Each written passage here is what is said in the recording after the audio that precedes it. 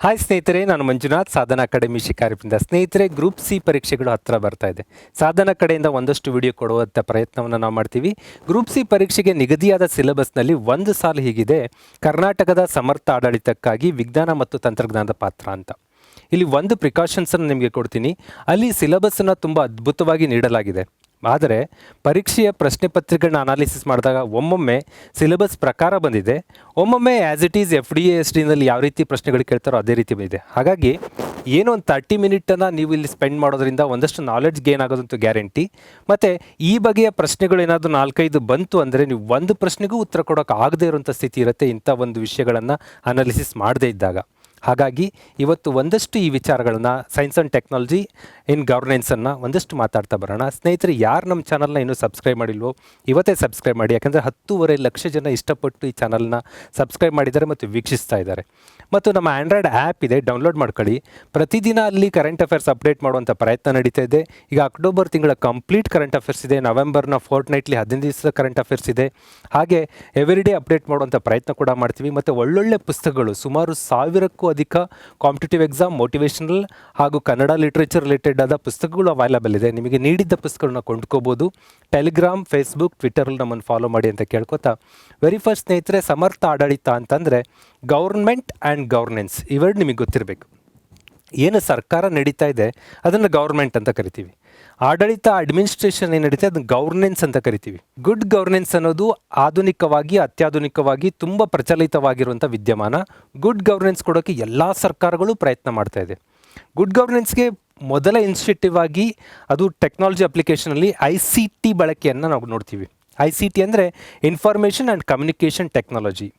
Information communication technology ಅಂದರೆ computer, ಮೊಬೈಲ್ಗಳು, ಇಂಟರ್ನೆಟ್ಗಳನ್ನು ಬಳಸಿ ಜನಸ್ನೇಹಿ ಆಡಳಿತವನ್ನು ಕೊಡುವಂಥ ಪ್ರಯತ್ನ ಎಲ್ಲ ಸರ್ಕಾರಗಳು ಮಾಡ್ತಾ ಇದ್ದಾವೆ.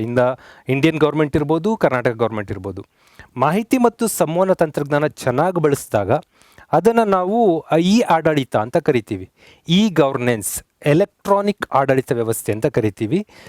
ಕರ್ನಾಟಕದಲ್ಲಿ ಇದನ್ನೆಲ್ಲ ನೋಡ್ಕೊಳ್ಳುವಂಥ ಅತ್ಯುನ್ನತ ಸಂಸ್ಥೆ, ದ ಹೈಯೆಸ್ಟ್ ಬಾಡಿ ಅಂತ ಅಂದರೆ CEG ಅಂತ ಕರಿತೀವಿ.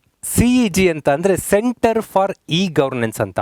ಇದು 2006ರಲ್ಲೇ ಎಸ್ಟಾಬ್ಲಿಷ್ ಮಾಡಲಾಗಿದ್ದೀವಿ. ಸುಮಾರು 15 ವರ್ಷಗಳಾಗಿದೆ. ಅವತ್ತಿಂದ ನಾವು ತುಂಬ ಆಧುನಿಕತೆಯನ್ನು ಆ್ಯಂಡ್ ICT ಟಚ್ಚನ್ನು ಆಡಳಿತದಲ್ಲಿ ಕೊಡ್ತಾ ಇರುವಂಥದ್ದು ಗಮನಿಸ್ತಾ ಬರ್ತಾಯಿದ್ದೀವಿ.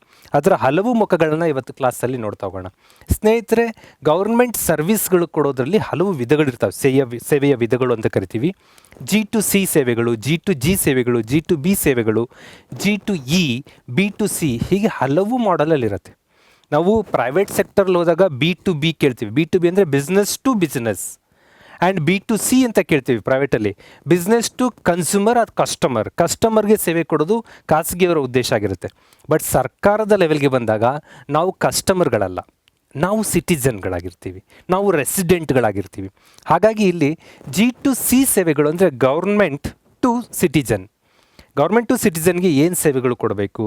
ಗೌರ್ಮೆಂಟ್ ಟು ಗೌರ್ಮೆಂಟ್, ಸರ್ಕಾರದಿಂದ ಸರ್ಕಾರ, ಕೇಂದ್ರ ಸರ್ಕಾರದಿಂದ ರಾಜ್ಯ ಸರ್ಕಾರಕ್ಕೆ ಇನ್ಫಾರ್ಮೇಷನ್ ಆಗಿರ್ಬೋದು, ಕೋರ್ಟಿಂದ ಸರ್ಕಾರಕ್ಕೆ ಆದೇಶಗಳಾಗಿರ್ಬೋದು, ಇದನ್ನು G2G ಸೇವೆಗಳು ಅಂತ ಕರಿತೀವಿ. Another one G2B, government to business. ಈಗ ಗೊತ್ತಿದೆ ನಿಮಗೆ, PPP ಮಾಡೆಲಲ್ಲಿ ಹೆಚ್ಚು ಆಡಳಿತ ನಡೀತಾ ಇರುತ್ತೆ. PPP ಅಂದರೆ ಪಬ್ಲಿಕ್ ಪ್ರೈವೇಟ್ ಪಾರ್ಟ್ನರ್ಶಿಪ್ ಅಂತ ಕರಿತೀವಿ. ಪಬ್ಲಿಕ್ ಪ್ರೈವೇಟ್ ಪಾರ್ಟ್ನರ್ಶಿಪ್ಪಲ್ಲಿ ನಡಿಬೇಕಾದ್ರೆ G2B ಕಮ್ಯುನಿಕೇಷನ್ ಸರ್ವಿಸ್ ಕೂಡ ನೀಡಿರುತ್ತೆ. ಹಾಗೆ G2E ಕಮ್ಯುನಿಕೇಷನ್. G2E ಅಂದರೆ ಗೌರ್ಮೆಂಟ್ ಟು ಎಂಪ್ಲಾಯಿ. ಏನು ಸರ್ಕಾರಿ ನೌಕರರು ಇರ್ತಾರೆ ಅವರಿಗೆ ಏನೇನು ಸೌಲಭ್ಯಗಳನ್ನ ವಿಸ್ತರಿಸಬೇಕು, ಅವರಿಂದ ಏನು ಸೇವೆಗಳನ್ನು ಪಡೆಯಬೇಕು, ಇದನ್ನು G2E ಸೇವೆಗಳ ಮೂಲಕ ನೋಡ್ತೀವಿ. ಅದೇ ರೀತಿ B2C, ಬಿಸ್ನೆಸ್ ಟು ಸಿಟಿಸನ್. ಇದು ಕಸ್ಟಮರ್ ಅಂತ ಅಂದ್ಕೊಳ್ಳೋಂಗಿಲ್ಲ, ಕನ್ಸ್ಯೂಮರ್ ಅಂದ್ಕೊಳ್ಳೋಂಗಿಲ್ಲ, ಸಿಟಿಸನ್. ಅಂದರೆ ಸರ್ಕಾರ ಪ್ರೈವೇಟ್ನವ್ರ ಜೊತೆ ಒಪ್ಪಂದ ಮಾಡ್ಕೊಂಡಿರುತ್ತೆ, ಆ ಪ್ರೈವೇಟ್ನವರು ಸಿಟಿಸನ್ಗೆ ಸೇವೆ ಕೊಡ್ತಾ ಇರ್ತಾರೆ. ಇದನ್ನ B2C ಸೇವೆಗಳು ಅಂತ ಕರಿತೀವಿ. ಇದೆಲ್ಲದರ ಅಕ್ರಾನಿಮನ್ನು ಕೆಳಗಡೆ ವಿಸ್ತರಣೆ ಮಾಡಿ ತೋರಿಸಿದ್ದೀನಿ, ನೀವು ಅದನ್ನು ನೋಡ್ಕೋಬೋದು. ಇದಿಷ್ಟು ಪ್ರಮುಖವಾದ ಮಾಹಿತಿ. ಸ್ನೇಹಿತರೆ, ಇವತ್ತಿನ ವಿಡಿಯೋದಲ್ಲಿ ತುಂಬ ಓವರ್ಲೋಡೆಡ್ ಮಾಹಿತಿಯನ್ನು ತುಂಬಿಕೊಂಡಿದ್ದೀನಿ. ಇದನ್ನು ನೀವು ನೋಟ್ಸ್ ಮಾಡ್ಕೋತಾ ಕೂತ್ಕೊಳ್ಳೋದು ಬೇಡ. ಇದನ್ನು PDF ಇದೇ ವಿಡಿಯೋ ಕೆಳಗೆ ಡಿಸ್ಕ್ರಿಪ್ಷನಲ್ಲಿ ಹಾಕಿರ್ತೀನಿ. ಮತ್ತು ನಮ್ಮ ಟೆಲಿಗ್ರಾಮ್ ಚಾನಲಲ್ಲಿ ಕೂಡ ಇದರ PDF ಈ ಕ್ಲಾಸ್ ರಿಲೀಸ್ ಆದ ಟೈಮಲ್ಲಿ ರಿಲೀಸ್ ಮಾಡ್ತೀವಿ. ನೀವು ಅದರ ಸೌಲಭ್ಯವನ್ನು ಪಡ್ಕೋಬೋದು. ಸ್ನೇಹಿತರೆ, ಗವರ್ನೆನ್ಸ್ ಸ್ಟ್ರಾಟರ್ಜಿ, ಗವರ್ನೆನ್ಸ್ ಅಥವಾ ಸುಗಮ ಆಡಳಿತ, ಗವರ್ನೆನ್ಸ್ ಸ್ಟ್ರಾಟರ್ಜಿಗಳಿಗೆ ಬಂದಾಗ ವೆರಿ ಫಸ್ಟ್ ಏಕಗವಾಕ್ಷಿ ಅಡಿಯಲ್ಲಿ ಎಲ್ಲ ಸೇವೆಗಳು. ಮುಂಚೆ ನಾವೆಲ್ಲ ಈ ಸರ್ಟಿಫಿಕೇಟ್ಗಳನ್ನ OBC ಸರ್ಟಿಫಿಕೇಟ್ಗಳನ್ನ ಅದು ಇದು ಮಾಡಿಸೋಕೆ ಓಡಾಡಬೇಕಾದ್ರೆ ಒಂದು ವೆರಿ ಫಸ್ಟ್ ವಿ ಎ ಹತ್ರ ಹೋಗ್ತಾ ಇದ್ವಿ, ಅಲ್ಲಿಂದ ಆರ್ ಐ ಹತ್ರ ಹೋಗ್ತಾ ಇದ್ವಿ, ಅಲ್ಲಿಂದ ತಹಶೀಲ್ದಾರ್ ಕಚೇರಿಗೆ ಬರ್ತಾ ಇತ್ತು, ಅಲ್ಲಿ ಸುತ್ತಾಡಿ ಆಡಿ ಸುಮಾರು 15-20 ದಿನಗಳ ನಂತರ ನಾವು ಒಂದು OBC ಸರ್ಟಿಫಿಕೇಟ್ಗಳನ್ನ ಪಡ್ಕೋತಾ ಇದ್ವಿ. ಬಟ್ ಇವತ್ತು ಒಂದು ಕಿಟಕಿ, ಏಕ ಗವಾಕ್ಷಿ ಅಂದರೆ ಒಂದು ಕಿಟಕಿ, ಸಿಂಗಲ್ ವಿಂಡೋ, ಅಲ್ಲಿ ಹೋಗಿ ನೀವೇನು ಡಾಕ್ಯುಮೆಂಟ್ ಬೇಕು ಅದನ್ನು ಪ್ರೊಡ್ಯೂಸ್ ಮಾಡಿದ್ರಾಯ್ತು, ಆಟೋಮೆಟಿಕ್ಲಿ ಅವನೊಂದು ಅಕ್ನಾಲೇಜ್ಮೆಂಟ್ ಕೊಡ್ತಾರೆ, ಇಷ್ಟು ದಿನದಲ್ಲಿ ನಿಮ್ಮ ಸರ್ಟಿಫಿಕೇಟ್ ರೆಡಿ ಆಗುತ್ತೆ ಅಂತ. ಅಷ್ಟು ದಿನಕ್ಕೆ ಹೋದಾಗ ಸರ್ಟಿಫಿಕೇಟ್ ರೆಡಿ ಅಂತ ಕೊಡ್ತಾರೆ, ಅಥವಾ ಇಂತಿಂಥದ್ದು ಕೊರತೆ ಇತ್ತು ರಿಜೆಕ್ಟ್ ಆಯಿತು ಅಂತ ಹೇಳ್ತಾರೆ. ನೀವು ಬೇಕಿದ್ರೆ ಅಲ್ಲಿ ಸರಿಪಡಿಸಿ ಮತ್ತೆ ಸಬ್ಮಿಟ್ ಮಾಡಿದ್ರೆ ಮತ್ತೆ ಇಷ್ಟು ದಿನದಲ್ಲಿ ನಿಮಗೆ ಸೇವೆ ಸಿಗುತ್ತೆ. Single window scheme. ನೀವು ವಿ ಎ ಅವ್ರ ಹತ್ರ, ಆರ್ ಐ ಅವ್ರ ಹತ್ರ, ಡೆಪ್ಯೂಟಿ ತಹಶೀಲ್ದಾರ್ ಹತ್ರ ಎಲ್ಲೂ ಹೋಗೋದು ನೀಡಿಲ್ಲ ಅಂತ ಅದ್ಭುತ ಸೇವೆಗಳನ್ನು ಕೊಡುವಂಥ ಪ್ರಯತ್ನವನ್ನು ಸರ್ಕಾರ ಮಾಡ್ತಾ ಇದೆ. ಎಲ್ಲ ಕಡೆಯಲ್ಲೂ ಎಲ್ಲ ಸಮಯದಲ್ಲೂ ಸೇವೆ ಸಿಗಬೇಕು ಅನ್ನೋದು. ಸಿಂಗಲ್ ವಿಂಡೋದಲ್ಲಾದರೂ ಪರ್ಟಿಕ್ಯುಲರ್ ನೀವು ವಿಂಡೋ ಹತ್ರ ಹೋಗಬೇಕಿತ್ತು, ಅದರ ಆಚೆಗೆ ಸರ್ಕಾರಗಳು ಬಂದಿದೆ. ನೀವು ಅಪ್ಲಿಕೇಶನನ್ನು ಎಲ್ಲೋ ವಿಂಡೋದಲ್ಲಿ ಬಂದು ಹಾಕೋದು ಬೇಕಾಗಿಲ್ಲ, ಕೂತ ಜಾಗದಲ್ಲಿ ಯಾವ ಟೈಮಲ್ಲಿ ಬೇಕಾದರೂ ಅಪ್ಲೈ ಮಾಡಿರಿ ಅಂತೇಳಿ ಮೊಬೈಲ್ ಸರ್ವಿಸ್ಗಳನ್ನು ಆ್ಯಂಡ್ ದೆನ್ ವೆಬ್ಸೈಟ್ಗಳನ್ನೆಲ್ಲ ಕ್ರಿಯೇಟ್ ಮಾಡಿ ಸರ್ವಿಸ್ ನೀಡುವಂಥ ಪ್ರಯತ್ನ ಮಾಡ್ತಾಯಿದೆ. ಆ್ಯಂಡ್ ಟ್ರಾನ್ಸ್ಪರೆನ್ಸಿ, ಪರಿಪೂರ್ಣ ಪಾರದರ್ಶಕತೆ, ಇಲ್ಲೇನು ಭ್ರಷ್ಟಾಚಾರ ಆಗದಂತೆ ನೋಡ್ಕೋಬೇಕು ಅನ್ನೋದು. ಶೀಘ್ರ ತೀರ್ಮಾನ ಕೈಗೊಳ್ಳೋಕ್ಕೆ, ಡಿಸಿಷನ್ ಮೇಕಿಂಗ್ ವೆರಿ ಕ್ವಿಕ್. ಇಷ್ಟು ದಿನದೊಳಗೆ ಆಗಬೇಕು ಅಂದರೆ ಅಷ್ಟು ದಿನದೊಳಗೆ ತೀರ್ಮಾನ ಕೈಗೊಂಡಿರಬೇಕು.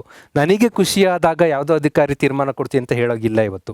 ಆ ರೀತಿ ಸ್ಟ್ರಾಟರ್ಜಿಯನ್ನು ಇ ಗವರ್ನೆನ್ಸ್ ಒಳಗೊಂಡಿರುತ್ತೆ. ಈ 4 ಸರ್ಕಾರದ ಅಧಿಕೃತ ವೆಬ್ಸೈಟ್ನಲ್ಲಿ ಇ ಗವರ್ನೆನ್ಸ್ ಸ್ಟ್ರಾಟರ್ಜಿ ಅಂತ ಕೇಳ್ತಾರೆ. ಹಾಗಾಗಿ ನೀವು ಏನಾದ್ರು ಪ್ರಶ್ನೆ ಬಂದಾಗ ಇ ಗವರ್ನೆನ್ಸ್ ಸ್ಟ್ರಾಟರ್ಜಿ ಒಳಗಡೆ ಈ ಯಾವುದು ಒಳಗೊಂಡಿರುವುದಿಲ್ಲ ಅಂದಾಗ ಈ 4 ಪಾಯಿಂಟ್ ಇರಲೇಬೇಕು. ಇದು ಬಿಟ್ಟು ಇನ್ಯಾವುದಾದ್ರು ಸೇರಿದರೆ ಅದು ಸ್ಟ್ರಾಟರ್ಜಿ ಒಳಪಡಲ್ಲ ಅನ್ನೋ ಅರ್ಥವನ್ನು ಕೊಡುತ್ತೆ. ಇದನ್ನು ನೀವು ಗಮನಿಸಬೇಕಾಗತ್ತೆ. ಸ್ನೇಹಿತರೆ, ಮತ್ತೆ ಬಂದಾಗ ಸೆಂಟರ್ ಫಾರ್ ಇ ಗವರ್ನೆನ್ಸ್ ಹಲವಾರು ಸ್ಟ್ರಾಟರ್ಜಿಗಳಿಗೆ ಹಲವಾರು ಮುಖಗಳನ್ನು ಹೊಂದಿದೆ. ಅದರಲ್ಲಿ ವೆರಿ ಫಸ್ಟ್ ಇನ್ ಇಂಡಿಯಾ ಅಂತ ಅಧಿಕೃತ ವೆಬ್ಸೈಟಲ್ಲಿ ಹಾಕ್ಕೊಂಡಿದ್ದಾರೆ ಅವರು. ಫಸ್ಟ್ ಇನ್ ಇಂಡಿಯಾ ಅಂದರೆ ಭೂಮಿ ಅಂತ ಏನು ಲ್ಯಾಂಡ್ ಡಿಜಿಟಲೈಸೇಷನ್ ಸ್ಕೀಮ್ ಅಂತೂ 2000 ಆರಂಭ ಆಗತ್ತಿದು. 2000 ಸುಮಾರು 20 ವರ್ಷ ಆಗಿದೆ. ಏನು ಪಹಣಿಗಳನ್ನು ಪಡ್ಕೋತೀವಿ ನಾವು, ಆ ಪಹಣಿಗಳನ್ನೆಲ್ಲ ಡಿಜಿಟಲೈಸ್ ಮಾಡುವಂಥ ಪ್ರಯತ್ನ, ಭೂಮಿ ಅಂತ ಒಂದು ಪ್ರೋಗ್ರಾಮನ್ನು ಕರ್ನಾಟಕ ಲಾಂಚ್ ಮಾಡಿದೆ. This is a first in India. ಹಾಗೆ ಪ್ರಾಪರ್ಟಿ, ಆಸ್ತಿಗಳನ್ನ ರಿಜಿಸ್ಟ್ರೇಷನ್ ಮಾಡೋದಕ್ಕೆ ಕಾವೇರಿ ಅಂತ ಒಂದು ಸ್ಕೀಮನ್ನು ಇಂಟ್ರೊಡ್ಯೂಸ್ ಮಾಡುತ್ತೆ. ಇದು ಕೂಡ ಭಾರತದಲ್ಲಿ ಮೊದಲು. ಖಜಾನೆ, ಫೈನಾನ್ಷಿಯಲ್ ಸಿಸ್ಟಮ್ ಮ್ಯಾನೇಜ್ಮೆಂಟ್ ಮಾಡೋದಕ್ಕಾಗಿ ಖಜಾನೆ ಅಂತ ಸಿಸ್ಟಮ್ ಅಂತ ಇರುತ್ತೆ. ಈ ಪ್ರೊಕ್ಯೂರ್ಮೆಂಟ್, ಈ ಟೆಂಡರ್ ಪ್ರಕ್ರಿಯೆಗಳನ್ನೆಲ್ಲ ತುಂಬ ಡಿಜಿಟಲೈಸ್ ಆಗಿ ಪಾರದರ್ಶಕವಾಗಿ ನಿಭಾಯಿಸಬೇಕು ಅಂತೇಳಿ ಈ ಪ್ರೊಕ್ಯೂರ್ಮೆಂಟ್ ಅಂತ ಒಂದು ಸ್ಕೀಮ್ ಅಂತ ಇರುತ್ತೆ. Human resource management system HRMS ಅನ್ನು ಕೂಡ ಭಾರತದಲ್ಲೇ ಮೊದಲ ಬಾರಿಗೆ ಕರ್ನಾಟಕ ಇಂಟ್ರೊಡ್ಯೂಸ್ ಮಾಡಿದೆ. ಇದು G2E, ಗೌರ್ಮೆಂಟ್ ಟು ಎಂಪ್ಲಾಯಿ ಮ್ಯಾನೇಜ್ಮೆಂಟ್ಗಾಗಿ ಇದನ್ನು ನಿಭಾಯಿಸಲಾಗ್ತಾ ಇದೆ. ಹಾಗೂ SDCಗಳನ್ನು, ಡಾಟಾ ಸೆಂಟರ್, ಸ್ಟೇಟ್ ಡಾಟಾ ಸೆಂಟರ್ಗಳನ್ನು ನಿಭಾಯಿಸುವಂಥದ್ದು. KSWAN, Karnataka state wide area network ಅಂತ KSWAN ಸೇವೆಯನ್ನು, ಹಾಗೆ B-TRAC, ಬೆಂಗಳೂರಿನಲ್ಲಿ ಟ್ರಾಫಿಕ್ ಮ್ಯಾನೇಜ್ಮೆಂಟ್ಗಾಗಿ B-TRAC ವ್ಯವಸ್ಥೆ, ಆಸ್ತಿ ನೋಂದಣಿಗೋಸ್ಕರ ಆಸ್ತಿ ಅನ್ನುವ ಸಿಸ್ಟಮ್ಮು, ಹಾಗೂ ಈ ಸ್ವತ್ತು ವೇದಿಕೆಗಳು, ಹಾಗೂ ನೆಮ್ಮದಿ ಕೇಂದ್ರಗಳು. ಹೀಗೆ ಹಲವನ್ನು ಇಂಡಿಯಾದಲ್ಲೇ ಮೊದಲ ಬಾರಿಗೆ ಕರ್ನಾಟಕ ಮಾಡಿದೆ ಅಂತೇಳಿ ಅಧಿಕೃತ ವೆಬ್ಸೈಟ್ನಲ್ಲಿ ಹಾಕ್ಕೊಳ್ಳಲಾಗಿದೆ. ಅದನ್ನು ನಿಮ್ಮ ಮುಂದೆ ಇಡ್ತಾ ಇದ್ದೀನಿ. ಇದೆಲ್ಲ ಈ ಗವರ್ನೆನ್ಸ್ನ ಪ್ರಮುಖ ಸ್ಟ್ರಾಟರ್ಜಿಗಳು, ದೇಶದಲ್ಲಿ ಮೊದಲ ಬಾರಿಗೆ ನಾವೇ ಇಂಟ್ರೊಡ್ಯೂಸ್ ಮಾಡಿದಂಥದ್ದು. ಹಾಗೆ ನಾವು APMC ಸುಧಾರಣೆಗಳು ಕೂಡ ಭಾರತಕ್ಕೆ ಕರ್ನಾಟಕವೇ ಮಾಡೆಲ್ ಆಗಿದೆ. ಹಲವು ಮಾದರಿಯಲ್ಲಿ ನಾವು ಇ ಗವರ್ನೆನ್ಸ್ ಅಥವಾ ಇ ಆಡಳಿತದಲ್ಲಿ ಮೊದಲ ಹೆಜ್ಜೆ ಇಟ್ಟಿದ್ದೀವಿ. ಈ ಎಲ್ಲ ವಿಚಾರಗಳನ್ನು ಒಂದೊಂದಾಗಿ ಡಿಸ್ಕಸ್ ಮಾಡ್ತಾ ಹೋಗೋದಾದರೆ, ಇಲ್ಲಿ 6 ಫ್ರೇಮ್ವರ್ಕ್ಗಳನ್ನು 6I ಫ್ರೇಮ್ವರ್ಕ್ ಅಂತ ಹಾಕೋತಾರೆ. ಈ ಆಡಳಿತಕ್ಕೆ ಐ ಫ್ರೇಮ್ವರ್ಕ್, ಇನ್ಫ್ರಾಸ್ಟ್ರಕ್ಚರ್ ಇರಬೇಕಲ್ಲ, ಆ ಎಲ್ಲದನ್ನು ರೆಡಿ ಮಾಡ್ಕೊಳ್ಳೋಕೆ ಐ ಫ್ರೇಮ್ವರ್ಕ್, 6 ಐಗಳ ಫ್ರೇಮ್ವರ್ಕ್ ಅಂತ ಮಾಡ್ತಾರೆ. ವೆರಿ ಫಸ್ಟ್ ಇನ್ಸ್ಟಿಟ್ಯೂಷನಲ್, ಸಾಂಸ್ಥಿಕ ವ್ಯವಸ್ಥೆ. ಇದಕ್ಕಾಗಿಯೇ ಒಂದು ಸಂಸ್ಥೆ ಸ್ವರೂಪವನ್ನು ಕೊಡ್ತಾರೆ. Central for E governance, CEG ಅಂತ ಏನು ಮೊದಲಿಗೆ ಹೇಳಿದೆ. ಆ ಇನ್ಸ್ಟಿಟ್ಯೂಟ್, ಅದರ ಕೆಳಗೆ ಬೇರೆ ಬೇರೆ ಈ ಆಡಳಿತದ ಕೇಂದ್ರಗಳು ಎಸ್ಟಾಬ್ಲಿಷ್ ಆಗ್ತಾ ಬರ್ತವೆ. ಇದು ಇನ್ಸ್ಟಿಟ್ಯೂಷನಲ್ ಫ್ರೇಮ್ವರ್ಕ್ ಆಯಿತು, ಮೊದಲನೇ ಐ. ಎರಡನೇ ಐ ಇನ್ಫ್ರಾಸ್ಟ್ರಕ್ಚರ್, ಅದಕ್ಕೆ ಬೇಕಾದ ಡಾಟಾ ಸೆಂಟರ್ಗಳು, ಅದಕ್ಕೆ ಬೇಕಾದ ಸರ್ವರ್ಗಳು, ಅದಕ್ಕೆ ಬೇಕಾದ ಇಂಟರ್ನೆಟ್ ಫೆಸಿಲಿಟಿ, ಅದಕ್ಕೆ ಬೇಕಾದ ಕಂಪ್ಯೂಟರ್ ಫೆಸಿಲಿಟಿ, ಈ ಇನ್ಫ್ರಾಸ್ಟ್ರಕ್ಚರ್ ರೆಡಿ ಮಾಡ್ಕೋಬೇಕು. ಆ್ಯಂಡ್ ದೆನ್ ಇಂಟರ್ನಲ್ ಪ್ರೋಸೆಸ್ ಅಂದರೆ ಆಂತರಿಕವಾಗಿ ಪ್ರಕ್ರಿಯೆಗಳು ನಡೆಸ್ಕೋಬೇಕು. That is internal process. Then investment, ಇಲ್ಲಿ ಹೂಡಿಕೆ ಕೂಡ ಇಂಪಾರ್ಟೆಂಟ್ ಆಗುತ್ತೆ. ಎಷ್ಟು ಇನ್ವೆಸ್ಟ್ ಸರ್ಕಾರ ಮಾಡುತ್ತೆ ಅಷ್ಟು ವೈಡಾಗಿ ನಾವು ಈ ಆಡಳಿತವನ್ನು ವ್ಯಾಪಿಸ್ಬೋದು. ಹಾಗೆ ಇಂಟರ್ನಲ್ ಕೆಪಾಸಿಟಿ ಬಿಲ್ಡಿಂಗ್, ಆಂತರಿಕವಾದ ಕೆಪಾಸಿಟಿ ಬಿಲ್ಡಿಂಗ್ ಮಾಡ್ಕೋಬೇಕು. ಹಾಗೂ ಇನ್ನೋವೇಷನ್ಸ್, ನಾವೀನ್ಯತೆಗಳನ್ನು ಅಡ್ಯಾಪ್ಟ್ ಮಾಡ್ಕೋಬೇಕು. Very first institutional framework, number 2 infrastructure, number 3 internal process, number 4 investment model, and number 5 internal capacity building, and number 6 innovations. ಈ ಮಾಡೆಲಲ್ಲಿ 6I ಫ್ರೇಮ್ವರ್ಕ್ ಮೂಲಕ ಈ ಆಡಳಿತವನ್ನು ಡೆವಲಪ್ ಮಾಡುವಂಥ ಪ್ರಯತ್ನವನ್ನು ಕರ್ನಾಟಕ ಸರ್ಕಾರ ಮಾಡ್ತಾ ಇದೆ. ಸ್ನೇಹಿತರೆ, very first any time anywhere any how delivery of the citizen service ಅನ್ನೋದು ಕರ್ನಾಟಕ ಸರ್ಕಾರದ ಒಂದು ವಿಶೇಷ ವಾಕ್ಯ. ಯಾವುದೇ ಸಮಯದಲ್ಲಾಗಿರ್ಬೋದು, ಎಲ್ಲಿಯೇ ಆಗಿರ್ಬೋದು, ಹೇಗಾದರೂ ಆಗಲಿ ನಾವು ಸರ್ವಿಸನ್ನು ಕೊಡ್ತೀವಿ. ಇಲ್ಲಿ ಈ ಸರ್ವಿಸ್ ಕೊಡ್ತೀವಿ ಅನ್ನೋ ಟೈಮಲ್ಲಿ ತುಂಬ ಸಮಸ್ಯೆಗಳು ಸ್ಟಾರ್ಟ್ ಆಗುತ್ತೆ. ಸೋಷಿಯೋ ಎಕನಾಮಿಕ್ ಡಿವೈಡ್ ಇದೆ, ಅಂದರೆ ಆರ್ಥಿಕವಾಗಿ ತುಂಬ ಪ್ರಬಲರು ದುರ್ಬಲರು ಅನ್ನೋ ವಿಭಾಗ ಇದೆ. ಆ್ಯಂಡ್ ಸಾಮಾಜಿಕವಾಗಿ ವಿಘಟನೆ ಆಗಿದೆ. ಆ್ಯಂಡ್ ದೆನ್ ಲ್ಯಾಂಗ್ವೇಜ್ ಬ್ಯಾರಿಯರ್ ಇದೆ. ಈ ಗವರ್ನೆನ್ಸ್, ಈ ಆಡಳಿತ ಅಂದಾಗ ಇಂಗ್ಲೀಷೇ ಬೇಕು ಅನ್ನೋ ಸ್ಥಿತಿ ಇತ್ತು. ಇವತ್ತು ಎಲ್ಲ ಸೇವೆಗಳು ಕನ್ನಡದಲ್ಲಿ ಕಾಣುವ ರೀತಿ ಲ್ಯಾಂಗ್ವೇಜ್ ಡಿವೈಡ್ ಪ್ರಾಬ್ಲಮ್ ಸಾಲ್ವ್ ಮಾಡಬೇಕಾಗುತ್ತೆ. ಲಿಟ್ರಸಿ, ಸಾಕ್ಷರತೆಯೇ ಇರಲ್ಲ. ಅಂಥ ಸಮಯದಲ್ಲಿ ಇದನ್ನು ಇಂಪ್ಲಿಮೆಂಟ್ ಮಾಡಬೇಕು. ಇಂಥದ್ದೆಲ್ಲ ರಿಸ್ಕ್ಗಳ ನಡುವೆ government service at finger tip.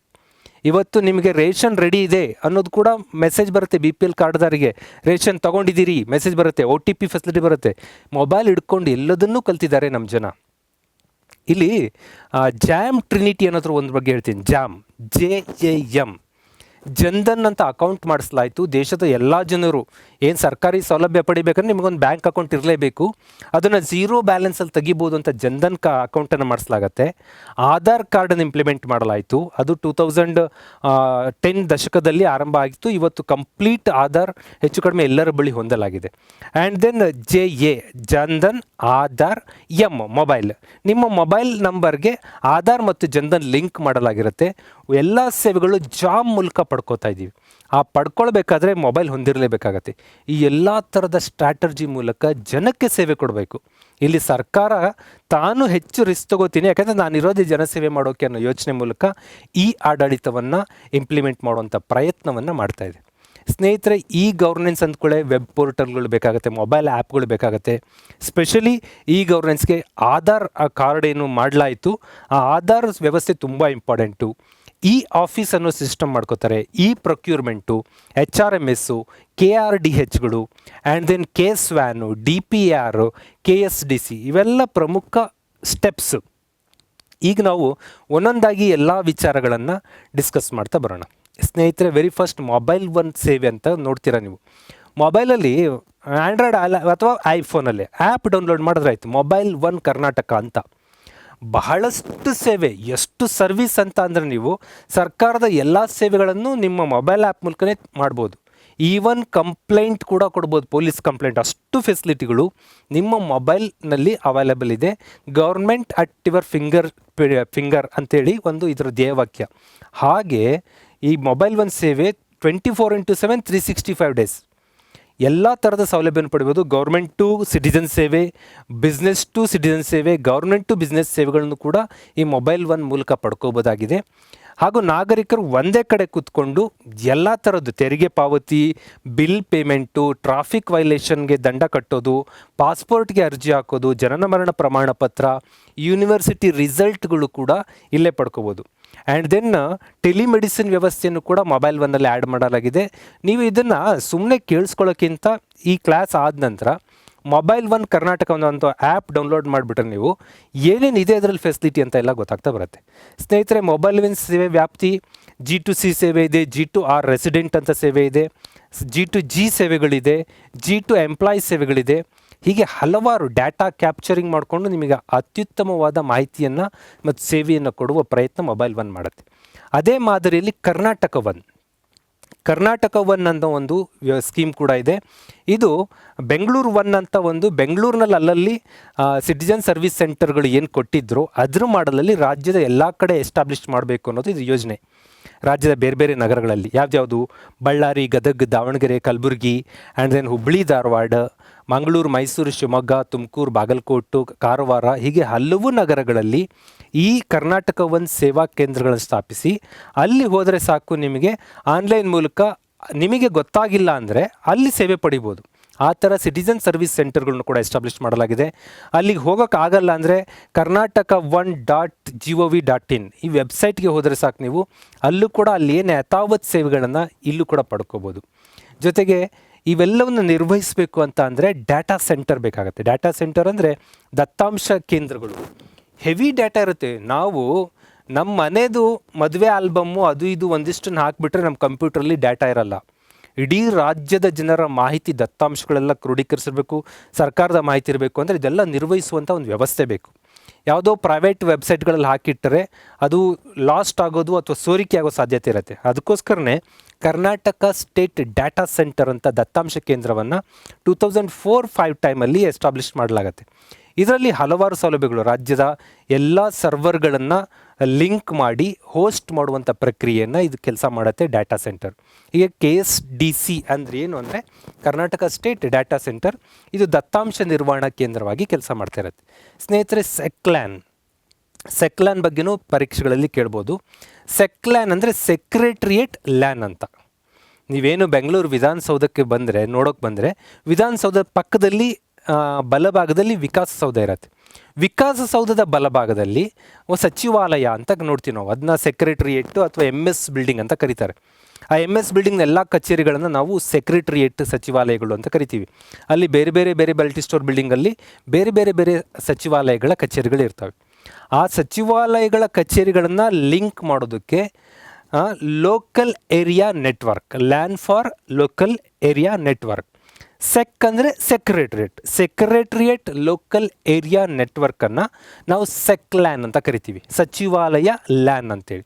ಸಚಿವಾಲಯ ಲ್ಯಾನ್ ಮಾಡೋ ಮೂಲಕ ಇಂಟರ್ನೆಟ್ ಮತ್ತು ಇಂಟರ್ನೆಟ್ ಅಂದರೆ ಅದನ್ನು ಬೇರೆ ಕಡೆಗೆ ಕಳಿಸ್ಕೊಡೋದು, ಇಂಟರ್ನೆಟ್ ಅಂದರೆ ಆ ಕಚೇರಿ ನಡುವೆ ವ್ಯವಹಾರ ನಡೆಸುವಂಥದ್ದು. ಈ ಎಲ್ಲ ಫೆಸಿಲಿಟಿಗಳನ್ನು ಸೆಕ್ಲ್ಯಾನ್ ಮೂಲಕ ಮಾಡಲಾಗುತ್ತೆ. ಇದು ಸೆಕ್ರೆಟ್ರಿಯೇಟ್ ನಡುವೆ ಇರುವಂಥ ಒಂದು ಲೋಕಲ್ ಏರಿಯಾ ನೆಟ್ವರ್ಕ್ ಆಗಿದೆ. ಜೊತೆಗೆ Karnataka state wide area network, KSWAN ಅಂತ ಕರಿತೀವಿ. KSWAN ಅಂದರೆ ಇಡೀ ರಾಜ್ಯದ ಎಲ್ಲ ಕಚೇರಿಗಳನ್ನು ಇಂಟರ್ನೆಟ್ ಮೂಲಕ, ಮೇಲಿನ ಚಿತ್ರದಲ್ಲಿ ಇದೆಯಲ್ಲ ಆ ಮೂಲಕ ಜೋಡಿಸುವಂಥ ಪ್ರಯತ್ನ. ಈ ಜೋಡಿಸುವಂಥ ಪ್ರಯತ್ನವನ್ನು NIC ಸಹಯೋಗದೊಂದಿಗೆ, ನ್ಯಾಷನಲ್ ಇನ್ಫಾರ್ಮೇಷನ್ ಸೆಂಟರ್ ಅಂತ ಏನು ಭಾರತ ಸರ್ಕಾರದಿದೆ ಅವರ ಸಹಯೋಗದೊಂದಿಗೆ ಇದನ್ನು ಎಸ್ಟಾಬ್ಲಿಷ್ ಮಾಡಿ ಎಲ್ಲ ಕಚೇರಿಗಳನ್ನು ಲಿಂಕ್ ಮಾಡುವಂಥದ್ದು. ಈಗ ಯಾವುದೋ ದೂರದ ತಾಲೂಕು ಕಚೇರಿಯಲ್ಲೋ ಅಥವಾ ಗ್ರಾಮ ಪಂಚಾಯತಿಯಲ್ಲೋ ಆಗುವ ಇನ್ಫಾರ್ಮೇಷನ್ ಅಥವಾ ಒಂದು ಮಾಹಿತಿಯನ್ನು ಕ್ವಿಕ್ ಎಂಟರ್ ಮೂಲಕ ಸಚಿವಾಲಯಕ್ಕೆ ಲಿಂಕ್ ಮಾಡಿ ಅಥವಾ ವಿಧಾನಸೌಧದ ಸಚಿವರಿಗೆ ಲಿಂಕ್ ಮಾಡುವಂಥ ಪ್ರಯತ್ನವನ್ನು ಕೂಡ KSWAN ಮೂಲಕ ಮಾಡ್ಬೋದು. ಇದು ಈಗೆಲ್ಲ ಮೊದಲೆಲ್ಲ ಮೀಟಿಂಗ್ಗಳು ಅಂತ ಅಂದರೆ ನಾವು DC ಗಳು ತಹಶೀಲ್ದಾರ್ಗಳು ಇಲ್ಲಿ ಬರಬೇಕಿತ್ತು ಬೆಂಗಳೂರಿಗೆ. ಬಟ್ ಇವತ್ತಿನ ಸ್ಥಿತಿ ಆಗಿಲ್ಲ, ವರ್ಚುವಲ್ ಸಭೆಗಳು ಅಂತ ಕರಿತೀವಿ. KSWAN ಸ್ಟುಡಿಯೋಗಳಿರ್ತವೆ ಜಿಲ್ಲಾ ಕೇಂದ್ರಗಳಲ್ಲಿ, ತಾಲೂಕು ಕೇಂದ್ರಗಳಲ್ಲಿ KSWAN ಸ್ಟುಡಿಯೋಗಳಿರ್ತವೆ. ಆ ಸ್ಟುಡಿಯೋದಲ್ಲಿ ಕೂತ್ಕೊಂಡ್ರೆ ಸಾಕು, ಅಲ್ಲಿ ದೊಡ್ಡ ಸ್ಕ್ರೀನ್ ಇರುತ್ತೆ. ಸ್ಕ್ರೀನಲ್ಲಿ ಯಾರ್ಯಾರು ಮೀಟಿಂಗ್ ಅಟೆಂಡ್ ಆಗಬೇಕು ಅವರೆಲ್ಲ ಕಾಣ್ತಾ ಇರ್ತಾರೆ. ಜೊತೆಗೆ ಒಂದು ಕ್ಯಾಮ್ರಾ ಇರುತ್ತೆ, ಅದ್ರ ಮೂಲಕ ಲಾಗಿನ್ ಆಗ್ತಾರೆ. ಇಡೀ ಸ್ಟೇಟ್ನ ತಹಶೀಲ್ದಾರ್ಗಳೆಲ್ಲರನ್ನು ಒಂದು ಕ್ಲಿಕ್ಕಲ್ಲಿ ಕಲೆಕ್ಟ್ ಮಾಡಿಕೊಂಡು ಮೀಟಿಂಗ್ ನಡೆಸುವಂಥ ಪ್ರಯತ್ನ ಈ ಥರ KSWAN ಸ್ಟುಡಿಯೋಗಳಿದೆ. ಹೀಗೆ ಇಂಟರ್ನೆಟ್ ಮೂಲಕ ಇಡೀ ಆಡಳಿತದ ಕಚೇರಿಗಳನ್ನು ಲಿಂಕ್ ಮಾಡುವಂಥ ವ್ಯವಸ್ಥೆ ಇದೆ. That is wide area network. ಇದು ನೀವು ಕಂಪ್ಯೂಟ್ರಲ್ಲಿ ಬೇಸಿಕಲ್ಲಿ ಕಲ್ತಿರ್ತೀರ, ಲ್ಯಾನ್ ಮತ್ತು ವ್ಯಾನ್ ಅಂತೇಳಿ. ಲ್ಯಾನ್ ಅಂದರೆ ಲೋಕಲ್ ಏರಿಯಾ ನೆಟ್ವರ್ಕ್, ವ್ಯಾನ್ ಅಂದರೆ ವೈಡ್ ಏರಿಯಾ ನೆಟ್ವರ್ಕ್. ಆ ವೈಡ್ ಏರಿಯಾ ನೆಟ್ವರ್ಕಲ್ಲಿ ಕರ್ನಾಟಕ ಸ್ಟೇಟ್ಗೆ ಇಂಪ್ಲಿಮೆಂಟ್ ಮಾಡಿದಾಗ ಅದನ್ನ KSWAN ಅಂತ ಕರಿತೀವಿ. ಓಕೆ ಸ್ನೇಹಿತರೆ, ನೆಕ್ಸ್ಟ್ ಬರೋಣ. ಆಫೀಸ್ ಅನ್ನೋಂಥ ಪದ. Office electronic office. ಮೊದಲೆಲ್ಲ ಕಚೇರಿಗಳಲ್ಲಿ ಫೈಲ್ ತೆಗೆದುಕೊಂಡು ಹೋಗ್ತಾ ಇದ್ವಿ, ಆ ಫೈಲ್ ಕಳೆದೋಯ್ತು, ಮಿಸ್ ಆಯಿತು ಇಂಥವೆಲ್ಲ ನೋಡ್ತಾ ಇದ್ವಿ. ಇವತ್ತು ಹಾಗಲ್ಲ, ನಿಮ್ಮ ಫೈಲ್ ಬರ್ತಾ ಇದೆ ಇಂಟರ್ನೆಟ್ ಮೂಲಕ ಕಂಪ್ಯೂಟ್ರಲ್ಲಿ ಎಂಟ್ರಿ ಮಾಡಬೇಕಾಗತ್ತೆ. ಎಂಟ್ರಿ ಮಾಡ್ತಾ ಇದ್ದಾಗೆ ಅದು ಯಾವ್ಯಾವ ಅದರ ಜವಾಬ್ದಾರಿಯುತ ಅಧಿಕಾರಿಗಳಿರ್ತಾರೋ, ರೆಸ್ಪಾನ್ಸಿಬಲ್ ಆಫೀಸರ್ಸ್, ಎಲ್ಲರಿಗೂ ಅದರ ಮಾಹಿತಿ ಇರುತ್ತೆ.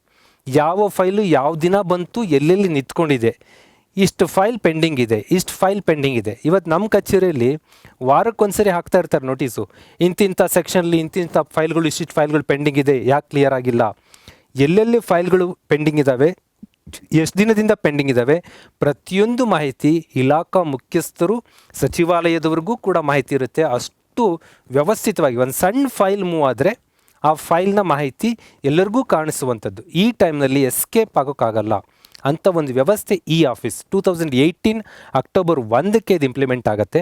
ಆ ಮೂಲಕ ಎಲ್ಲ ಆಫೀಸ್ ಚಟುವಟಿಕೆಗಳು ಪರಿಣಾಮಕಾರಿಯಾಗಿಯೂ ಮತ್ತು ಪಾರದರ್ಶಕವಾಗಿಯೂ, ದಕ್ಷತೆಯಿಂದಲೂ. ಇಲ್ಲಿ ನಾನು ಇನ್ನೊಂದು ದಿನ ಮಾಡ್ತೀನಿ, ಯಾವಾಗೋ ಮಾಡ್ತೀನಿ, ಎಸ್ಕೇಪ್ ಆಗೋಕ್ಕಾಗಲ್ಲ. ಆ ರೀತಿ ಸಿಸ್ಟಮನ್ನು ಆಫೀಸ್ ವ್ಯವಸ್ಥೆ ಅಂತ ಕರಿತೀವಿ. ಇಲ್ಲಿ ಪೇಪರ್ ಫೈಲಿಂಗ್ ಇರಲ್ಲ. ತೀರಾ ಅನಿವಾರ್ಯ ಬಿದ್ದ ಕೆಲವೊಂದು ಫೈಲ್ಗಳು ಮಾತ್ರ ಪೇಪರ್ ಫೈಲಿಂಗ್ ಇರುತ್ತೆ. 99% ಇದು ಕೇವಲ ಇಂಟರ್ನೆಟ್ ಮೂಲಕ, ಕಂಪ್ಯೂಟರ್ ಮೂಲಕ ಫೈಲ್ಗಳು ಮೂವ್ ಆಗ್ತಾ ಹೋಗುತ್ತೆ. ಅಂತಿಮ ಆದೇಶ ಕೂಡ ನಿಮಗೆ ಕಾಪಿನಲ್ಲೇ ದೊರಕುತ್ತೆ. ನೀವು ಬೇಕಿದ್ದಲ್ಲಿ ಮಾತ್ರ ಪ್ರಿಂಟ್ ತೊಗೋಬೋದು. ಇದನ್ನು ಆಫೀಸ್ ವ್ಯವಸ್ಥೆ ಅಂತ ಕರಿತೀವಿ. ಓಕೆ ಸ್ನೇಹಿತರೆ, ಇನ್ನೊಂದು ಪಾರ್ ಅಂತ. ಇ ಪಾರ್ ಅನ್ನೋದು ತುಂಬ ಪಾಪ್ಯುಲರ್. ಇದು ಸಾರ್ವಜನಿಕರಿಗೆ ಹೆಚ್ಚು ಅಗತ್ಯ ಇಲ್ಲದ ಮಾಹಿತಿ. ಇದು ಏನಂದರೆ ಪರ್ಫಾರ್ಮೆನ್ಸ್ ಅಪ್ರೈಸಲ್ ರಿಪೋರ್ಟ್ ಅಂತ ಕರಿತೀವಿ.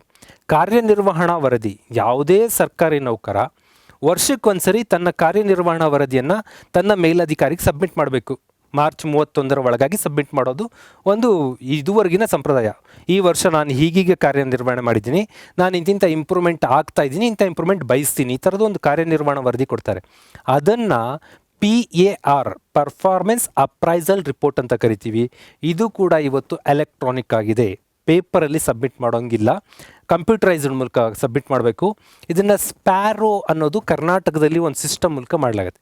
Smart performance appraisal report recording online window ಅಂತ ಕರಿತೀವಿ. ಸ್ಪ್ಯಾರೋ ಅಂದರೆ smart performance appraisal report recording online window. ಇದು ನೌಕರರು ತಮ್ಮ ಕಾರ್ಯನಿರ್ವಹಣಾ ವರದಿಯನ್ನು ಸಬ್ಮಿಟ್ ಮಾಡುವಂಥ ಒಂದು ವ್ಯವಸ್ಥೆ ಆಗಿದೆ. PAR ಸಿಸ್ಟಮ್ ಅಂತ ಕರಿತೀವಿ. ನೆಕ್ಸ್ಟು ಫ್ರೂಟ್ಸ್ ಅನ್ನೋದು PM ಕಿಸಾನ್ ಯೋಜನೆ, ಪ್ರಧಾನಮಂತ್ರಿ ಕಿಸಾನ್ ಯೋಜನೆ ಏನಿದೆ ಅದರಡಿಯಲ್ಲಿ ಬರುವಂಥ ಒಂದು ರಿಜಿಸ್ಟ್ರೇಷನ್ ಸಿಸ್ಟಮ್. ಇವತ್ತು ಭಾರತದ ಮತ್ತು ರಾಜ್ಯದ ಸಬ್ಸಿಡಿಗಳು, ಸಹಾಯಧನಗಳು ಅತಿ ಹೆಚ್ಚು ನಾವು ರೈತರಿಗಾಗಿ ಕೊಡ್ತಾ ಇದ್ದೀವಿ. ಆ ರೈತರಿಗಾಗಿ ಕೊಡುವಂಥ ಸಹಾಯಧನಗಳು ಮಿಸ್ಯೂಸ್ ಆಗಿ ಇನ್ಯಾರೋ ದುರುಪಯೋಗ ಪಡಿಸ್ಕೋಬಾರ್ದು ಅನ್ನೋ ಕಾರಣಕ್ಕೆ ಈ ಫ್ರೂಟ್ಸ್ ಅಂತ ಒಂದು ವ್ಯವಸ್ಥೆ ಮಾಡಲಾಗಿದೆ. Farmers registration and unified beneficiary information system ಅಂತ ಕರಿತೀವಿ. Farmers registration and unified beneficiary information system, ಇದು ಫ್ರೂಟ್ಸ್ನ ಅಕ್ರಾನಿಮ್. ಈ ಫ್ರೂಟ್ಸ್ ಪದ ಏನಿದೆ, ಈ ಮೂಲಕ ರೈತರು ರಿಜಿಸ್ಟರ್ ಆಗಿರಬೇಕು. ಅವ್ರಿಗೆ ಏನೇನು ಸೌಲಭ್ಯ ಸಿಗಬೇಕು ಸಿಗ್ತಾ ಹೋಗುತ್ತೆ. ಇರಿಗೇಷನ್ ಫೆಸಿಲಿಟಿ ಸೌಲಭ್ಯಗಳು ಬೇಕಾ, ಹನಿ ನೀರಾವರಿ ಸಹಾಯಧನಗಳು ಬೇಕಾ, ಆ್ಯಂಡ್ ರಸಗೊಬ್ಬರ ಸಹಾಯಧನಗಳು ಬೇಕಾ, ಬೇರೆ ಬೇರೆ ಫೆಸಿಲಿಟಿ ರೈತರಿಗೆ ಸಾವಿರಾರು ಸ್ಕೀಮ್ಗಳನ್ನು ರಾಜ್ಯ ಸರ್ಕಾರ ಮತ್ತು ಭಾರತ ಸರ್ಕಾರಗಳು ಕೊಡ್ತಾ ಇದ್ದಾವೆ. ಆ್ಯಕ್ಚುಲಿ ನಮ್ಮ ರೈತರಿಗೆ ಅದು ಹಿಂಗೊಂದು ಸ್ಕೀಮ್ ಇದೆ ಅಂತ ಗೊತ್ತಾಗ್ತಾ ಇಲ್ಲ, ಮಧ್ಯವರ್ತಿಗಳನ್ನ ಅದನ್ನು ನುಂಗ್ ಹಾಕ್ತಾ ಇದ್ದಾರೆ. ಅದನ್ನೆಲ್ಲ ತಪ್ಪಿಸೋದಕ್ಕಾಗಿ ಫ್ರೂಟ್ಸ್ ಅಂತ ಒಂದು ಸ್ಕೀಮ್ ಬಂದಿದೆ. ಫಾರ್ಮರ್ಸ್ ಇಲ್ಲಿ ರಿಜಿಸ್ಟ್ರೇಷನ್ ಆಗೋ ಮೂಲಕ ತಮಗೆ ಬೇಕಾದ ಸೌಲಭ್ಯಗಳನ್ನು ಪಡ್ಕೋಬೋದಾಗಿದೆ. ಇದು PM ಕಿಸಾನ್ ಅಂಡರಲ್ಲಿರುವಂಥ ಒಂದು ಯೋಜನೆ. ಓಕೆ ಸ್ನೇಹಿತರೆ, ಈ ಪ್ರೊಕ್ಯೂರ್ಮೆಂಟ್ ಟೆಂಡರು ನಿಮಗೆ ಗೊತ್ತು, ಯಾರಿಗೆ ಟೆಂಡರ್ ಗೆಲ್ತಾರೆ, ಯಾರು ಟೆಂಡರ್ ಆಗುತ್ತೆ ಅನ್ನೋದೆಲ್ಲ ಮೊದಲು ಗೊತ್ತಾಗ್ತಾ ಇತ್ತು. ಅಂದರೆ ಅಷ್ಟು ಭ್ರಷ್ಟಾಚಾರ ತುಂಬಿತ್ತು. ಇವತ್ತು ಈ ಪ್ರೊಕ್ಯೂರ್ಮೆಂಟನ್ನು ಪ್ರೋಸೆಸ್ ಮೂಲಕ ಟೆಂಡರ್ ಓಪನ್ ಆಗೋವರೆಗೂ ಯಾರ್ಯಾರು ಟೆಂಡರ್ ಹಾಕಿದ್ದಾರೆ, ಎಷ್ಟೆಷ್ಟು ಟೆಂಡರ್ ಹಾಕಿದ್ದಾರೆ ಅನ್ನೋದು ಗೊತ್ತೇ ಆಗೋದಿಲ್ಲ. ಈ ಟೆಂಡರ್ ಪ್ರಕ್ರಿಯೆಯನ್ನು ಎಲೆಕ್ಟ್ರಾನಿಕ್ ಮಾಡಿ ಈ ಪ್ರೊಕ್ಯೂರ್ಮೆಂಟ್ ಅಂತ ಕರಿತೀವಿ. ಈಗ ಸ್ಪರ್ಧಾತ್ಮಕ ಮಾರುಕಟ್ಟೆ ಬಿಡ್ಡಿಂಗ್ ನಡೀತಾ ಇರುತ್ತೆ. ಒಬ್ಬ ಸಾಮಾನ್ಯ ವ್ಯಕ್ತಿ ಕೂಡ ಟೆಂಡರಲ್ಲಿ ಗಳಿಸ್ಕೊಂಡು ತಾನು ಗುತ್ತಿಗೆದಾರನಾಗಿ ಬೆಳೆಯೋದಕ್ಕೆ ಅವಕಾಶ ಇದೆ. ಆನ್ಲೈನ್ ಮೂಲಕ ನಡೆಯುತ್ತೆ, ಇಲ್ಲಿ ಪೇಪರ್ ಪ್ರೋಸೆಸ್ ಇರೋದಿಲ್ಲ. ಹಾಗಾಗಿ ಭ್ರಷ್ಟಾಚಾರ ಕಡಿಮೆ ಆಗಿದೆ ಅನ್ನುವಂಥ ಮಾತನ್ನು ನಾವು ಈ ಪ್ರೊಕ್ಯೂರ್ಮೆಂಟ್ ಮೂಲಕ ಗಮನಿಸ್ಬೋದಾಗಿದೆ. ಓಕೆ ಸ್ನೇಹಿತರೆ, ಆಧಾರ್, ಭಾರತದ ಈ ಆಡಳಿತಕ್ಕೂ ಆಧಾರ್ಗೂ ಸಂಬಂಧ ಏನು ಅಂತ ಕೇಳೋಂಗಿಲ್ಲ ನೀವು. ಆಧಾರ್ ಅದು ಭಾರತ ಸರ್ಕಾರದ ಯೋಜನೆ ಆದರೂ ಕೂಡ ಪ್ರತಿಯೊಂದಕ್ಕೂ ಆಧಾರ್ ಇಂಪಾರ್ಟೆಂಟು. ಇದು 12 ಡಿಜಿಟ್ನ ರ್ಯಾಂಡಮ್ ನಂಬರ್. ನೀವು ಆಧಾರ್ ಮಾಡ್ಸೋಕೆ ಹೋದಾಗ ನಂಗೆ ಇದೇ ನಂಬರ್ ಬೇಕು ಅಂತ ಚಾಯ್ಸ್ ಮಾಡೋಕ್ಕಾಗಲ್ಲ.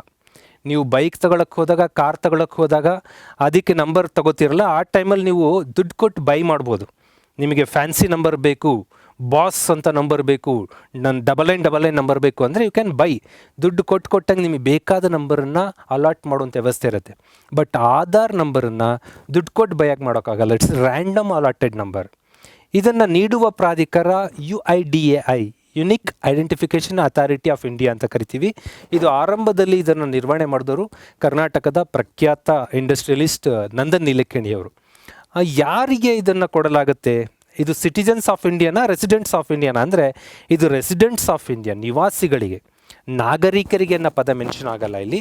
ರೆಸಿಡೆಂಟ್ಸ್ ಆಫ್ ಇಂಡಿಯಾ ಅವ್ರಿಗೆ ಏನು ಡಾಕ್ಯುಮೆಂಟ್ ಕೇಳ್ತಾರೆ ಅದನ್ನೆಲ್ಲ ಫುಲ್ಫಿಲ್ ಮಾಡಿದ್ರು ಅಂದರೆ ಅವರಿಗೆ ಆಧಾರ್ ನೀಡುವಂಥ ಪ್ರಕ್ರಿಯೆ ಆಗುತ್ತೆ. ಆಧಾರ್ ಮೂಲಕನೇ ಇವತ್ತು ದೇಶದ ಬಹುತೇಕ ಫೆಸಿಲಿಟಿಗಳು, ಸೌಲಭ್ಯಗಳು ವಿತರಣೆ ಆಗ್ತಾಯಿದೆ. ವಿತೌಟ್ ಆಧಾರ್ ನಂಬರ್ ನೀವು ಸೌಲಭ್ಯನೇ ಪಡೆಯೋಕ್ಕಾಗಲ್ಲ ಅನ್ನೋ ಮಟ್ಟಕ್ಕೆ ಲಾಕ್ ಆಗ್ತಾಯಿದ್ದೀವಿ. ಹಾಗಾಗಿ ಆಧಾರ್ ಅನ್ನೋದು ಈ ಆಡಳಿತದ ಒಂದು ಮೇಜರ್ ಮೈಲಿಗಲ್ಲು. ಓಕೆ ಸ್ನೇಹಿತರೆ, next Karnataka resident data hub, KRDH ಅಂತ ಕರಿತೀವಿ. KRDH ಒಳಗಡೆ ಏನೇನು ಮಾಡ್ತಾರೆ ಅಂತ ಅಂದರೆ ಅಥೆಂಟಿಕೇಷನ್ ಸರ್ವಿಸ್ ಏಜೆನ್ಸಿ ಅಂತ ಕರಿತೀವಿ. ಅಥೆಂಟಿಕೇಷನ್ ಮಾಡೋದು, ಇದು ಸರಿಯಾಗಿದೆ, ಈ ಮಾಹಿತಿ ಸರಿಯಾಗಿದೆ, ಇದನ್ನು ವೆರಿಫೈ ಮಾಡೋವಂಥದ್ದು. ಅಂದರೆ ಯಾವುದೋ ಆಧಾರ್ ನಂಬರ್ ತೊಗೊಂಡು ಇನ್ಯಾವುದೋ ಫೆಸಿಲಿಟಿ ನೀವು ತೊಗೊಳಕ್ಕೆ ಹೋದಾಗ ಅಲ್ಲಿ ಹೆಸರಿಗೂ ಆಧಾರ್ ನಂಬರ್ಗೂ ಮ್ಯಾಚ್ ಮಾಡಿ ಚೆಕ್ ಮಾಡಲಾಗತ್ತೆ. ನೀವು ಇಲ್ಲಿ ಚೀಟಿಂಗ್ ಮಾಡೋ ಮಾತೇ ಇಲ್ಲ. ಈಗ ನೀವು ಯಾವುದೋ ವೆಹಿಕಲ್ನ ಟಚ್ ಮಾಡ್ಕೊಂಡು ಹೋದ್ರಿ ಅಂತ ಇಟ್ಕೊಳ್ರಿ, ಟಚ್ ಮಾಡ್ಕೊಂಡು ನೀವು ಎಸ್ಕೇಪ್ ಆದಾಗ ನಂಬರ್ ನೋಡ್ಕೊಂಡಿದ್ರೆ ಸಾಕು, ಎನಿಬಡಿ ಕ್ಯಾನ್ ನಿಮ್ಮ ವೆಹಿಕಲ್ ನಂಬರ್ ಇಲ್ಲಿ ಎಂಟ್ರಿ ಮಾಡಿಬಿಟ್ರೆ ಆ ವೆಹಿಕಲ್ ಅಡ್ರೆಸ್ ಸಮೇತ ಪ್ರತಿಯೊಬ್ಬ ನಾಗರಿಕಗೂ ಸಿಗ್ತಾ ಇದೆ ಇವತ್ತು. ಅಷ್ಟು ವ್ಯವಸ್ಥಿತವಾದ ಮಾಹಿತಿಯನ್ನು ಕರ್ನಾಟಕ ರೆಸಿಡೆಂಟ್ ಡಾಟಾ ಹಬ್ ಮೂಲಕ ಪಡ್ಕೋತೀವಿ. ಅಥೆಂಟಿಕೇಷನ್ ಸರ್ವಿಸ್ ಏಜೆನ್ಸಿಯಾಗಿ ಕೆಲಸ ಮಾಡುತ್ತೆ, ಅಥೆಂಟಿಕೇಷನ್ ಯೂಸರ್ ಏಜೆನ್ಸಿಯಾಗಿ ಕೆಲಸ ಮಾಡುತ್ತೆ. ಈ ಕೆ ವೈ ಸಿ ಪದ ಅಂತೂ ನೀವು ಕೇಳಿರ್ತೀರ, ಬ್ಯಾಂಕಿಂಗ್ ಎಲ್ಲ ಕಡೆ KYC ಇದೆ. ನೋ ಯುವರ್ ಕಸ್ಟಮರ್ ಅಂತ ಹೇಳ್ತೀವಿ ಇದನ್ನ.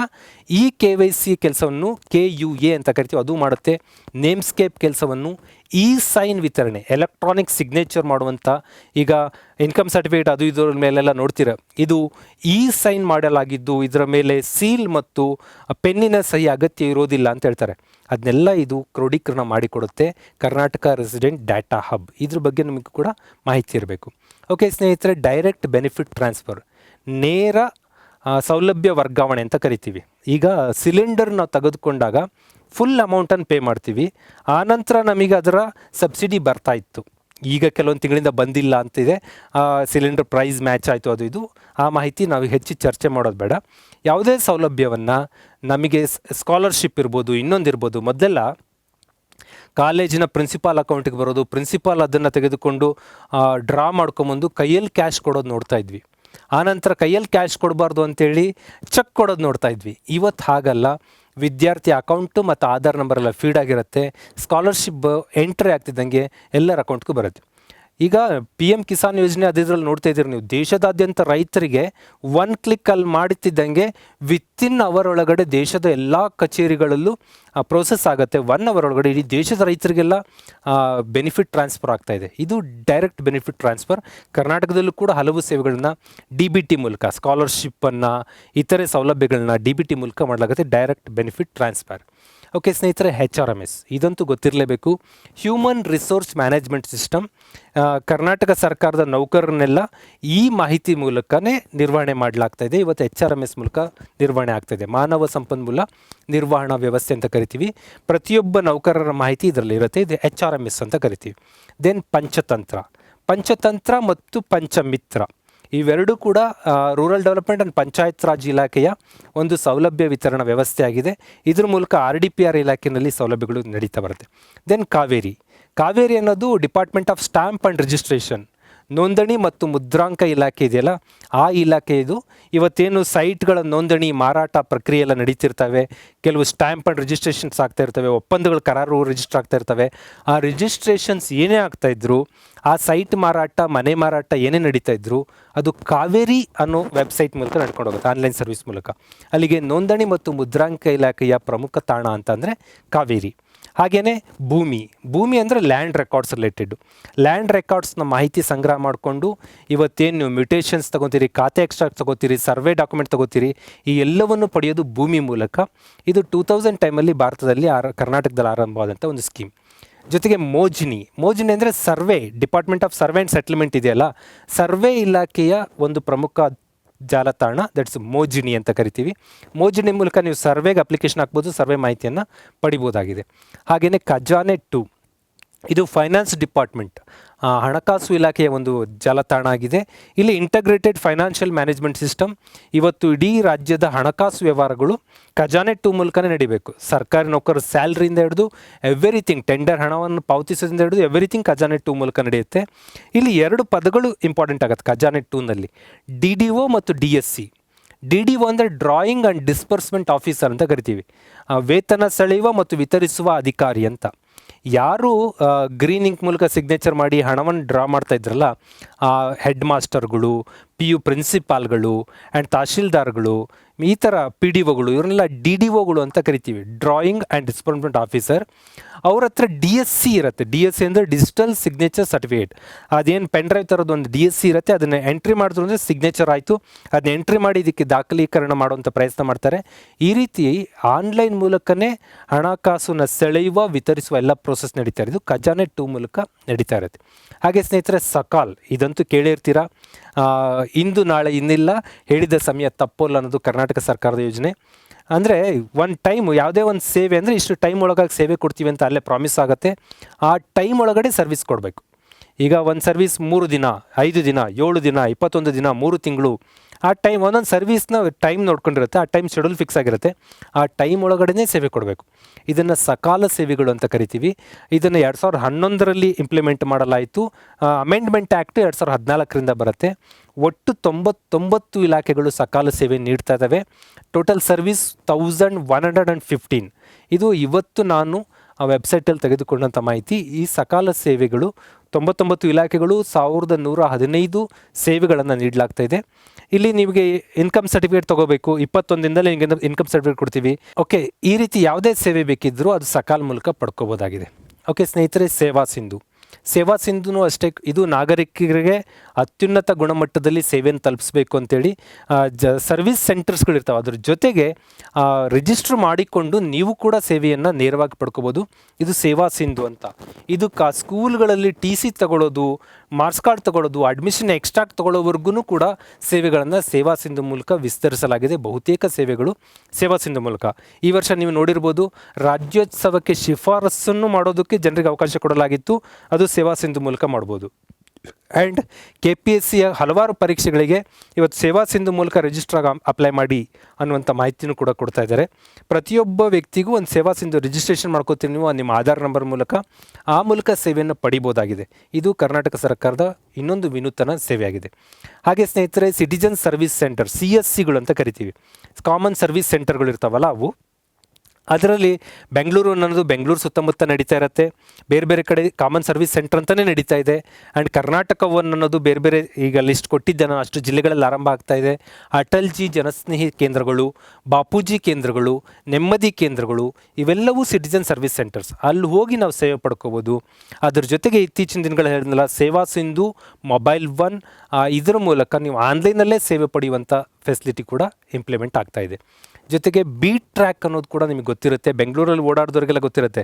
ಬೆಂಗಳೂರು ಟ್ರಾಫಿಕ್ ಇಂಪ್ರೂವ್ಮೆಂಟ್ ಪ್ರಾಜೆಕ್ಟ್ ಅಂತ ಕರಿತೀವಿ. ಬೀಟ್ ಟ್ರ್ಯಾಕ್ ಅಂದರೆ ಟ್ರಾಫಿಕ್ ನಿರ್ವಹಣೆಗೆ ಜಂಕ್ಷನನ್ನು ಹೇಗೆ ಇಂಪ್ರೂವ್ಮೆಂಟ್ ಮಾಡಬೇಕು, ಇಂಟೆಲಿಜೆಂಟ್ ಟ್ರಾನ್ಸ್ಪೋರ್ಟ್ ಸಿಸ್ಟಮ್ ಹೇಗೆ ಮಾಡ್ಕೋಬೇಕು, ಸರ್ವೈಲೆನ್ಸ್ ಅದನ್ನ ಹೇಗೆ ಮಾಡಬೇಕು, ಆ್ಯಂಡ್ ದೆನ್ ಎನ್ಫೋರ್ಸ್ಮೆಂಟ್ ಹೇಗೆ ಮಾಡಬೇಕು, ಆ್ಯಂಡ್ ಸ್ಟ್ರೀಟ್ ರಸ್ತೆಗಳನ್ನು ಹೇಗೆ ನಿರ್ವಹಣೆ ಮಾಡಬೇಕು, ಈ ಎಲ್ಲ ಮಾಹಿತಿಯನ್ನು ಬೀಟ್ ಟ್ರ್ಯಾಕ್ ಅನ್ನೋ ಸಿಸ್ಟಮ್ ಮೂಲಕ ಬೆಂಗಳೂರು ಟ್ರಾಫಿಕ್ ಪೊಲೀಸ್ ನಿರ್ವಹಣೆ ಮಾಡಲಾಗ್ತಾಯಿದೆ.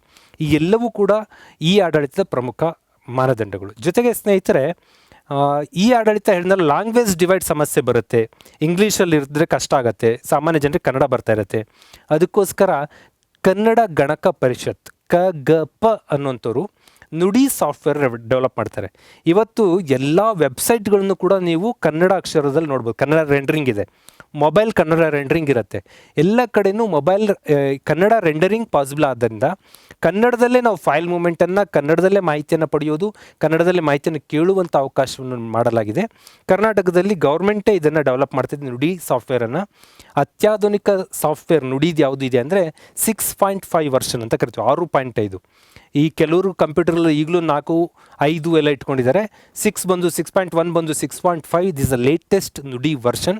ಈ ಮೂಲಕ ಕನ್ನಡವನ್ನು ಕೂಡ ಅತ್ಯುತ್ತಮವಾಗಿ ನಾವು ಮೊಬೈಲ್ಗಳಲ್ಲಿ ಆ್ಯಂಡ್ ನೆಟ್ಗಳಲ್ಲಿ ವೀಕ್ಷಣೆ ಮಾಡುವಂಥ ಅವಕಾಶವನ್ನು ನೋಡ್ತಾ ಇದ್ದೀವಿ. ಜೊತೆಗೆ ಸ್ನೇಹಿತರೆ, ಇದರೆಲ್ಲದರ ಆಚೆಗೆ ಈ ಸರ್ವಿಸ್ ಕೊಡಬೇಕು ಅಂತ ಅಂದರೆ ಸರ್ಕಾರಿ ನೌಕರರಿಗೆ ಕಂಪ್ಯೂಟರ್ ಬರ್ತಾ ಇರಬೇಕು. ಜನ ಇದನ್ನು ಸರ್ವಿಸ್ ಕೇಳ್ತಾ ಇದ್ದಾರೆ. ಜನ ಹೋಗಲ್ಲಿ ಕೇಳ್ಕೊಂಡು ಅವನು ಎಂಟ್ರಿ ಮಾಡ್ಕೋಬೇಕು. He should know about computer. ಅದಕ್ಕೋಸ್ಕರ ಕಂಪ್ಯೂಟರ್ ಲಿಟ್ರಸಿ ಟೆಸ್ಟ್ ಅಂತೇಳಿ, ಯಾರು ತುಂಬ ಏಜ್ ಓಲ್ಡ್ ಆಗಿದ್ದಾರೆ ಅವರಿಗೆ ಎಕ್ಸೆಪ್ಷನ್ ಕೊಡಲಾಗಿದೆ. ಎಕ್ಸೆಪ್ಷನ್ ಹೊರತುಪಡಿಸಿ ಯಾರು ನೌಕರಿಗೆ ಸೇರಿದ್ದಾರೆ, ಸುಮಾರು 50 ವರ್ಷದವರೆಗಿನ ಎಂಪ್ಲಾಯಿಗಳು ಕಡ್ಡಾಯವಾಗಿ ಎಕ್ಸಾಮ್ ಪಾಸ್ ಮಾಡಬೇಕು. CLT computer literacy test pass ಮಾಡಿಲ್ಲ ಅಂದರೆ ಅವರಿಗೆ ಮುಂದಿನ ವರ್ಷ ಸಂಬಳ ಹೆಚ್ಚಿಗೆ ಆಗಲ್ಲ, ಇಂಕ್ರಿಮೆಂಟೇ ಆಗೋದಿಲ್ಲ. ಆ ರೀತಿ ಲಾಕ್ ಮಾಡಲಾಗಿದೆ. ಇದನ್ನು ಕಿಯೋನಿಕ್ಸ್ ಅನ್ನೋ ಒಂದು ಸಂಸ್ಥೆ ಬರುತ್ತೆ, ಕರ್ನಾಟಕ ಎಲೆಕ್ಟ್ರಾನಿಕ್ಸ್ ಕಾರ್ಪೊರೇಷನ್. ಅವರು ಈ ಟೆಸ್ಟ್ ಮಾಡಿ ಸರ್ಟಿಫಿಕೇಟ್ ಕೊಡ್ತಾರೆ. ಈ ಸರ್ಟಿಫಿಕೇಟ್ ಇದ್ದ government employee is eligible to do government service ಅಂತ. ಹಾಗಾಗಿ ಕಂಪ್ಯೂಟರನ್ನು ನೆಗ್ಲೆಕ್ಟ್ ಮಾಡಬೇಡ್ರಿ. ಒಳಗೆ ಬಂದಮೇಲೂ ಕಲಿಬೇಕು. ನೀವು ಏನೋ ಕಂಪ್ಯೂಟರ್ ಇದೆ, ಗ್ರೂಪ್ C ಪರೀಕ್ಷೆಗೆ 30 ಮಾರ್ಕ್ಸ್ಗೆ ತಲೆ ಕೆರ್ಕೊಂಡು ಕೂರೋದಲ್ಲ. ಈಗೇನೋ ದಾಟ್ಕೊಂಡು ಒಳಗೆ ಬಂದುಬಿಟ್ರಿ ಅಂತ ಇಟ್ಕೊಳ್ರಿ. ನೀವು ಆಮೇಲೆ ಕೂಡ ಲಾಕ್ ಆಗ್ತೀರಾ. ಯಾಕಂದರೆ 80 ಪ್ರಶ್ನೆಗೆ 40 ಪ್ರಶ್ನೆ ಸರಿ ಮಾಡಬೇಕು. ಅವಾಗ 50% ಸರಿ ಮಾಡಿದ್ರೆ ಮಾತ್ರ ನಿಮ್ಮ ಸಂಬಳ ಜಾಸ್ತಿ ಆಗುತ್ತೆ, ಇಲ್ಲ ನಿಮ್ಮ ಪ್ರೊಬೇಷನರಿನೇ ಡಿಕ್ಲೇರ್ಡ್ ಆಗದೆ ಉಳ್ಕೊಂಡ್ಬಿಡ್ತೀರಾ. ಅದಕ್ಕೋಸ್ಕರ ಈ ಎಲ್ಲ ಸಿಸ್ಟಮ್ ಮೂಲಕ ಈ ಆಡಳಿತವನ್ನು ಸರ್ಕಾರ ನಿಭಾಯಿಸ್ತಾ ಬರ್ತಾ ಇದೆ. ಒಂದಷ್ಟು ಮಾಹಿತಿಯನ್ನು ನಿಮ್ಮ ಜೊತೆ ಶೇರ್ ಮಾಡಿದ್ದೀನಿ ಅಂದ್ಕೋತೀನಿ ನಾನು. ಅಂದರೆ ಇದನ್ನು ತುಂಬ ಹೇಳೋಕ್ಕೋದ್ರೂ ಅಗತ್ಯ ಇದೆಯೋ ಇಲ್ಲೋ ಡೌಟ್ ಆಗುತ್ತೆ. ಇಷ್ಟು ಮಾಹಿತಿ ನಿಮಗೆ ಗೊತ್ತಿದ್ದರೆ ಸಾಕು. ಇದರ PDF ಅನ್ನು ನಮ್ಮ ಟೆಲಿಗ್ರಾಮ್ ಮತ್ತು ಇದೇ ವಿಡಿಯೋದ ಡಿಸ್ಕ್ರಿಪ್ಷನಲ್ಲಿ ಹಾಕಿರ್ತೀನಿ, ನೀಡಿದ್ದರೆ ಡೌನ್ಲೋಡ್ ಮಾಡ್ಕೊಂಡು ವೀಕ್ಷಣೆ ಮಾಡಿ ಮತ್ತು ಗ್ರೂಪ್ ಸಿ ಪರೀಕ್ಷೆಗೆ ಚೆನ್ನಾಗಿ ಸಿದ್ಧರಾಗಿ. ಇನ್ನು ಹೆಚ್ಚಿನ ಭೂ ಸುಧಾರಣೆಗಳು, ಕರ್ನಾಟಕದಲ್ಲಿ ಎಕಾನಮಿ, ಕರ್ನಾಟಕದಲ್ಲಿ ಪರಿಸರ, ಈ ಥರದ ಹೆಚ್ಚಿನ ಮಾಹಿತಿಗಳನ್ನು ನೆಕ್ಸ್ಟ್ ಕ್ಲಾಸ್ಗಳಲ್ಲಿ ತೆಗೆದುಕೊಂಡು ಬರ್ತೀನಿ. Thank you so much for watching. ನಮಸ್ಕಾರ.